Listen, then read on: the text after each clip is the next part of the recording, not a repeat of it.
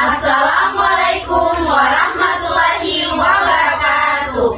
Kami mahasiswi dari Universitas Khairul Fakultas Keguruan dan Ilmu Pendidikan Prodi PG PAUD kelompok 5 semester 3. Video ini dibuat untuk menyelesaikan tugas mata kuliah komunikasi efektif dalam pendidikan dengan dosen pengampu Pak Yusuf Maronta, SPD, MPD. Kami dari kelompok 5 terdiri dari 7 anggota kelompok yang masing-masing bekerja sama dalam memenuhi tugas dengan judul Permasalahan Komunikasi di Sekolah antar rekan kerja, orang tua, dan masyarakat. Sebelum kami masuk ke pembahasan lebih lanjut, izinkan kami perkenalkan diri terlebih dahulu. Perkenalkan, nama saya Rizka Wode dengan NPM 0332311058. Perkenalkan, nama saya Rasnia Umalekoa dengan NPM 03332311. Perkenalkan, nama saya Kalita Fernadi dengan NPM 0332311076. Perkenalkan, nama saya Nadif Tupoho dengan NPM 033323111050. Perkenalkan, nama saya Marsanda Ruslan dengan NPM 0332311065. Perkenalkan, nama saya Nur Asyaudin dengan NPM 033323111079. Perkenalkan, nama saya Amanda Sutrasari Juanda dengan NPM 033323111061. Sebelum kita masuk ke pembahasan yang lebih dalam, kita harus mengetahui apa itu komunikasi. Baik, di sini saya akan menjelaskan pengertian komunikasi. Pengertian komunikasi dalam buku karangannya yang berjudul Dinamika Komunikasi.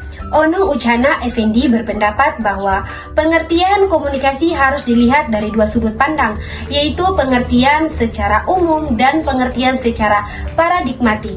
Pengertian komunikasi secara umum itu pun harus juga dilihat dari dua segi, yaitu pengertian komunikasi secara etimologis dan pengertian komunikasi secara terminologis. Secara etimologis, komunikasi berasal dari bahasa Latin communication yang bersumber dari kata komunis yang berarti sama. Kata sama yang dimaksudkan adalah sama makna.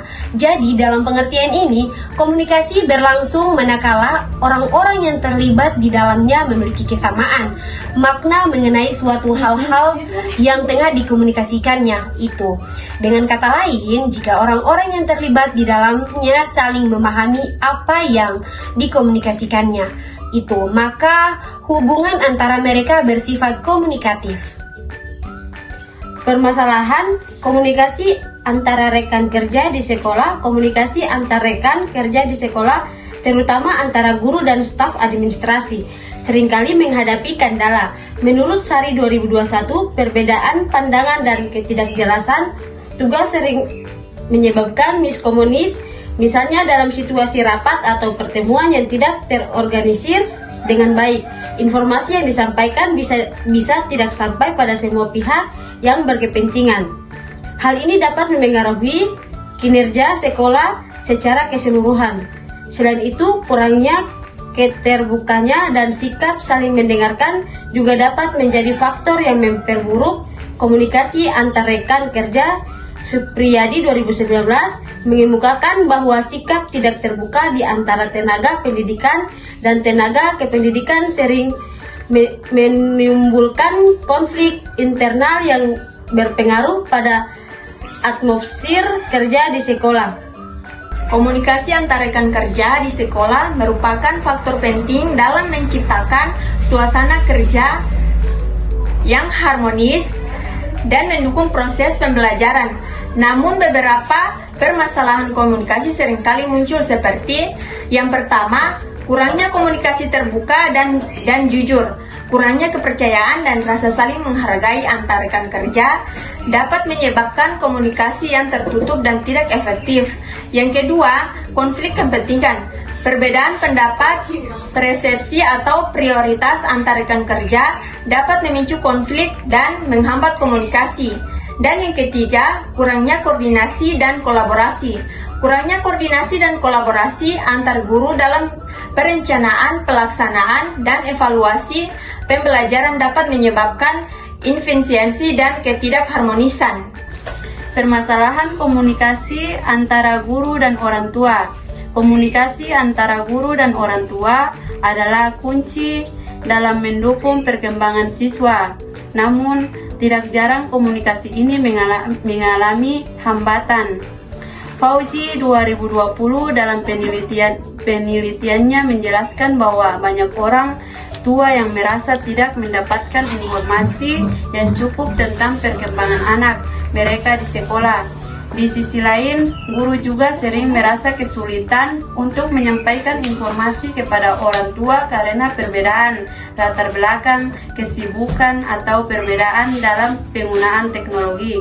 Selain itu, kadang-kadang orang tua merasa kurang diberdayakan dalam proses pendidikan anak yang berujung pada kurangnya partisipasi mereka.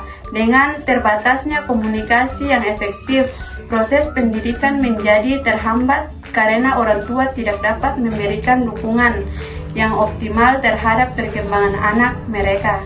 Komunikasi yang efektif antara guru dan orang tua murid sangat penting untuk membangun kemitraan yang mendukung proses pendidikan anak. Namun beberapa permasalahan komunikasi seringkali muncul seperti yang pertama, kesulitan dalam menjembatani kesenjangan komunikasi, perbedaan latar belakang budaya dan tingkat pendidikan antara guru dan orang tua murid dapat menyebabkan kesulitan dalam memahami dan berkomunikasi secara efektif. Yang kedua, kurangnya waktu dan kesempatan untuk berkomunikasi. Kesibukan guru dan orang tua murid dapat membatasi waktu dan kesempatan untuk berkomunikasi secara rutin dan mendalam.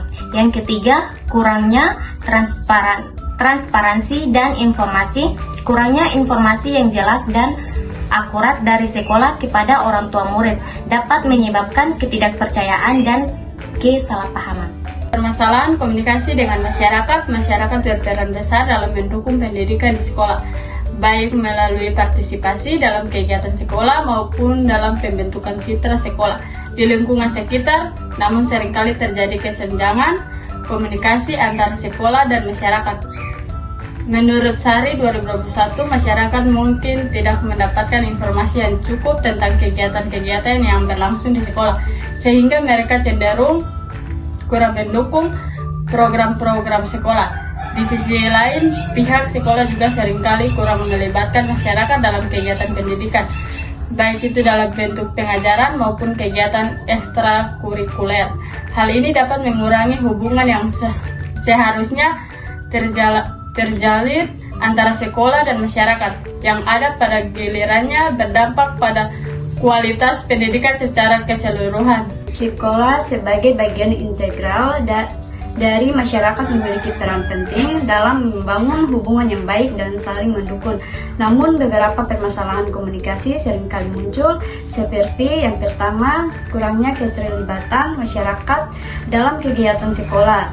Kurangnya informasi dan kesempatan bagi masyarakat untuk berpartisipasi dalam kegiatan sekolah dapat menyebabkan apatisme dan kurangnya dukungan. Yang kedua, kurangnya komunikasi yang proaktif dari sekolah yang kurang proaktif dalam menjalin komunikasi dengan masyarakat dapat menyebabkan kesalahpahaman dan kurangnya kepercayaan. Yang ketiga, persepsi negatif masyarakat terhadap sekolah. Persepsi negatif masyarakat terhadap sekolah dapat disebabkan oleh berbagai faktor seperti kurangnya informasi, kekurangnya transparansi, atau kurangnya komunikasi yang efektif.